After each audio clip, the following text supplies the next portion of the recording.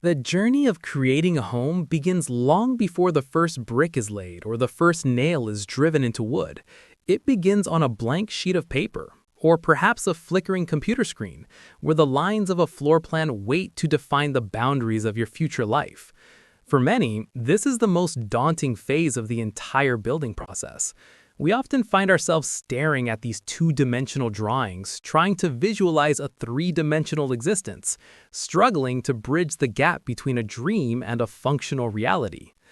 Crafting an efficient floor plan is an art form that requires a delicate balance between the soul of the home and the rigid requirements of architecture.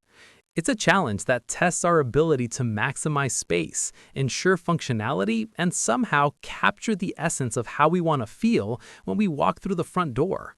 This guide isn't just about where to put the walls. It's about the philosophy of living well, outlining the essential design principles that transform a simple layout into a sanctuary.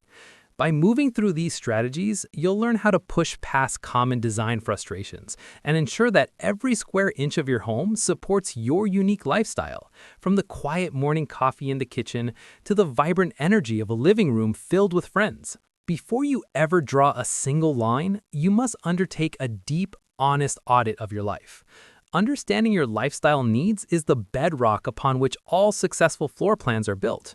We often fall into the trap of designing for a fantasy version of ourselves, the version that hosts formal dinner parties every week or needs a massive home gym that will likely go unused. But true efficiency comes from prioritizing your actual daily experiences over fleeting aesthetic trends. When I sit down to begin a project, I always start with the why. If you are someone who finds peace in culinary creation, the kitchen shouldn't just be a utility zone, it should be the heart of the home, designed with a flow that makes every movement effortless.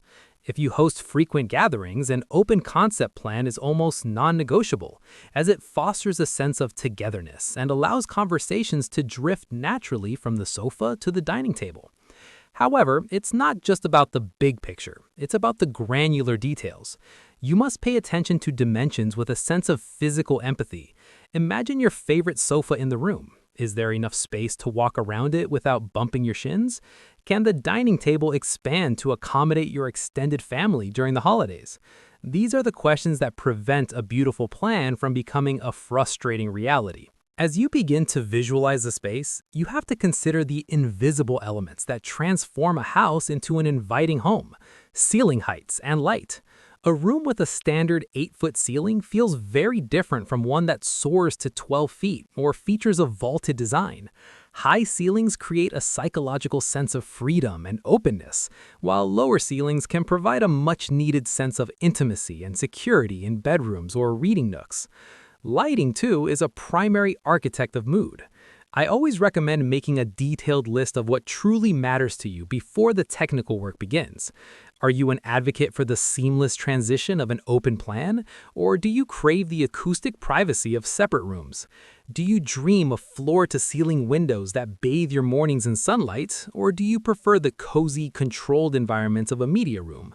By defining these preferences early, you create a wish list that acts as a North Star for the entire project, ensuring that the final design accommodates your furniture, your habits, and your plans for the future. Assessing the physical potential of your site is the next critical chapter in this story.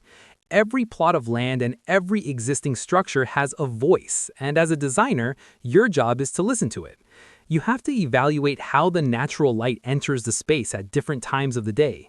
A bedroom facing east will wake you with the sun, which might be a blessing for some, but a curse for late sleepers. Strategic window placement isn't just about the view, it's about thermal comfort and energy efficiency. By placing windows where they can capture the winter sun or provide a cross breeze in the summer, you reduce your reliance on air conditioning and artificial heating, creating a home that breathes with the seasons. We also look at the integration of outdoor spaces like porches or patios. A well-designed porch shouldn't feel like an afterthought. It should be a seamless extension of the indoor living area, providing a transition zone that invites you to step outside and connect with the world around you. This relationship between the interior and exterior is what gives a floor plan its depth and makes a small footprint feel much larger than its measurements suggest. In the world of professional design, there is a golden rule that I repeat like a mantra. Function must always come before aesthetics. It is incredibly easy to be seduced by a beautiful rendering of a spiral staircase or a glass-walled bathroom, but if those features make your daily life difficult, the beauty will quickly fade. Think about the boring but vital elements: the placement of closets, the width of the stairs, and the efficiency of the ventilation system. A closet near the entrance is a small detail, but it prevents the living room from becoming a graveyard for coats and shoes. Stairs that are wide enough to move furniture up and down without scratching the walls are a gift to your future self. Proper ventilation ensures that the air stays fresh and that the home remains a healthy environment for your family. Visual appeal is the skin of the home, but functionality is the skeleton. Without a strong skeleton, the skin cannot hold its shape. You have to balance the concrete functions of the home with the aesthetic elements, ensuring that every design choice serves a purpose beyond just looking good. To bridge the gap between abstract ideas and a workable plan, you need to get technical with your essentials list. This means thinking about plumbing, pipes, and the routing of utilities. It sounds unglamorous, but the placement of a sink or a toilet dictates the complexity and cost of your build. Positioning the kitchen sink near the food prep area, for instance, isn't just a suggestion. It's a way to save hundreds of hours of unnecessary movement over the years. Noise is another factor that is often overlooked until it's too late. When you're planning your layout, you have to be a sound detective. Identify where the noise will come from: the television in the living room, the clatter of dishes in the kitchen, the humming of the laundry machine, and place your quiet zones, like bedrooms and home offices, as far away as possible. Strategic wall placement and the use of soundproofing materials aren't just luxuries, they are the guardians of your peace of mind. By integrating these practical features from the very beginning, you ensure that your floor plan strikes that elusive balance between efficiency and total comfort. Now, let's talk about the flow, the traffic patterns of the home. A great floor plan is like a well-choreographed dance. People should be able to move from one room to another without ever feeling like they are in a bottleneck. I pay immense attention to how a person navigates from the bedroom to the kitchen in the morning, or how a guest moves from the entrance to the powder room. You want to avoid collision points, where doors swing into each other or where a narrow hallway becomes a trap. By creating direct pathways between high-traffic areas, you enhance the overall functionality of the house. For example, a direct line of sight and movement from the kitchen to the dining area makes serving meals much easier and more enjoyable. This flow is also influenced by the roof lines and window placements, which dictate how daylight guides our movement. A bright, sunlit hallway feels like an invitation, while a dark, windowless corridor feels like a tunnel. The concept of zoning is equally vital. You must balance the public areas where the family gathers and guests are entertained with the private areas where you retreat for rest. I found that the strategic placement of doors is the most effective tool for this. Placing the laundry room door away from the main social areas minimizes the sound of the dryer during a dinner party. Ensuring that the master bedroom doesn't share a wall with the living room television provides a layer of acoustic privacy that is essential for long-term happiness. We also have to respect the building codes, which are often viewed as a hindrance but are actually there to ensure safety and logic. Codes dictate the placement of boilers, the size of emergency exits, and the requirements for ventilation.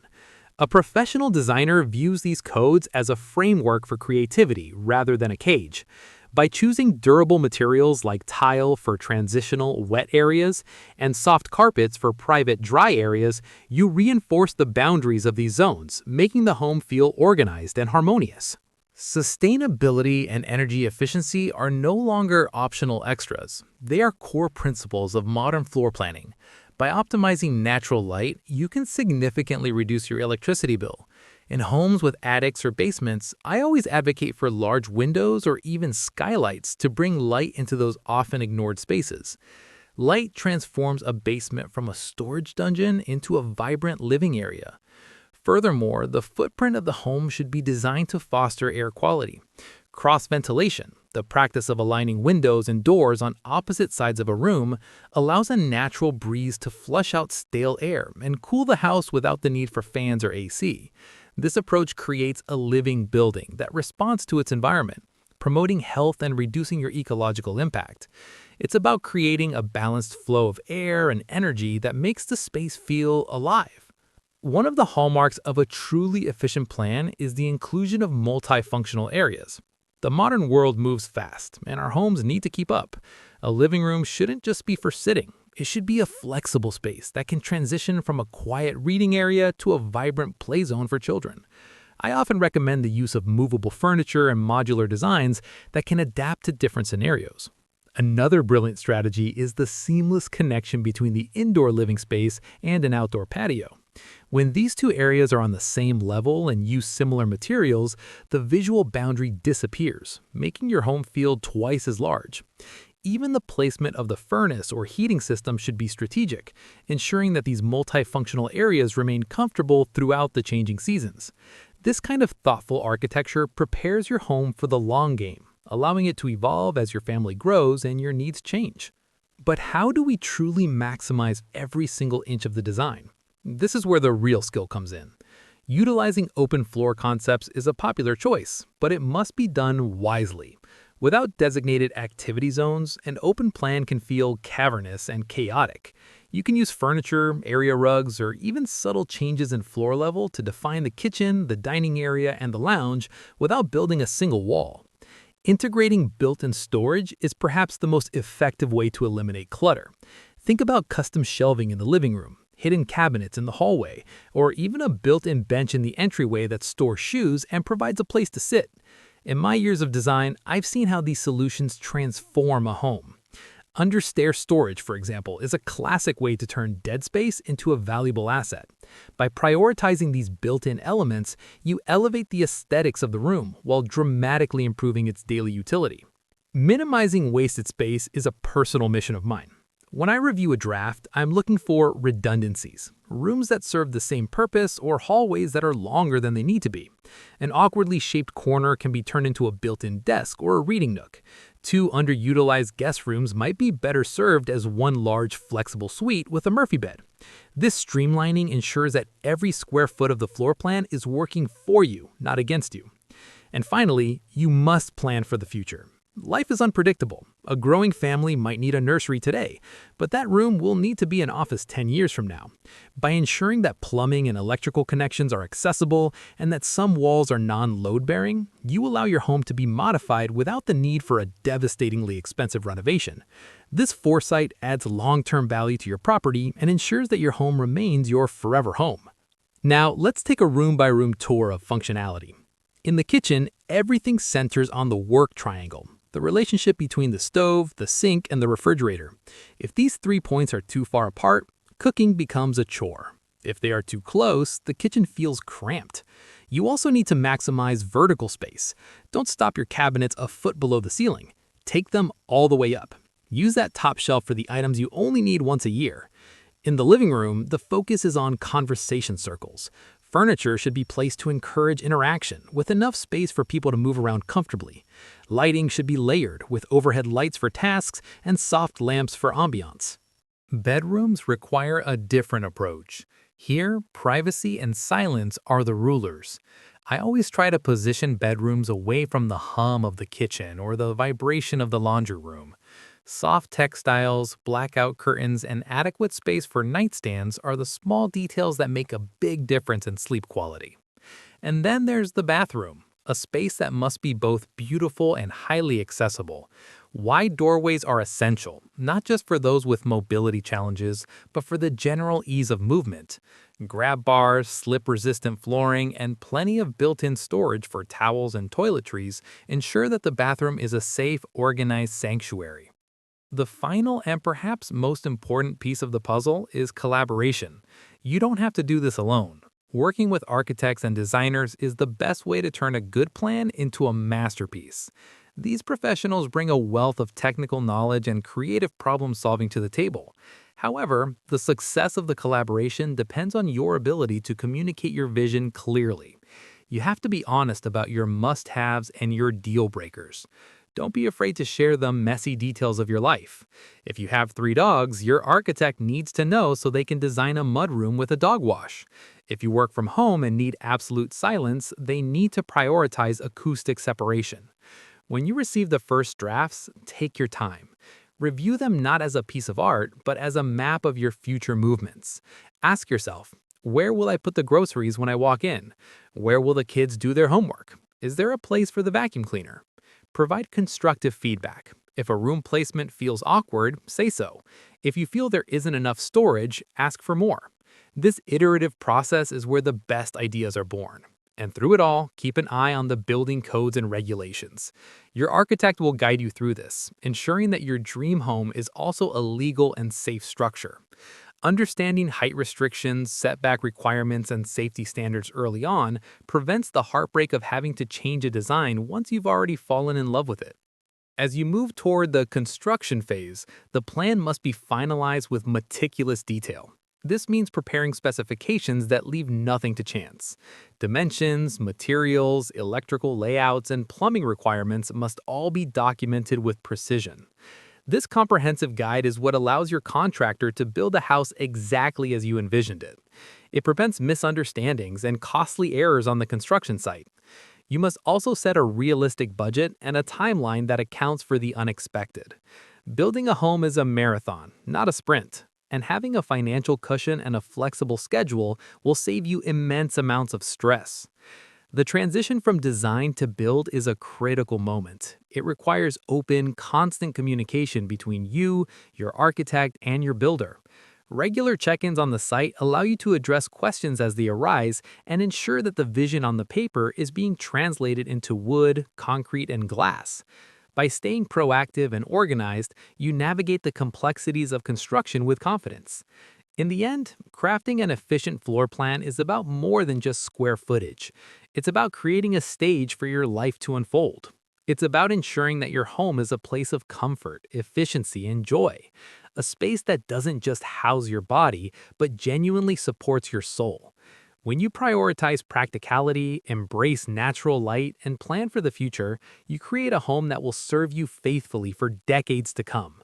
This is the power of a well-crafted floor plan. It turns the house of your dreams into the home of your reality.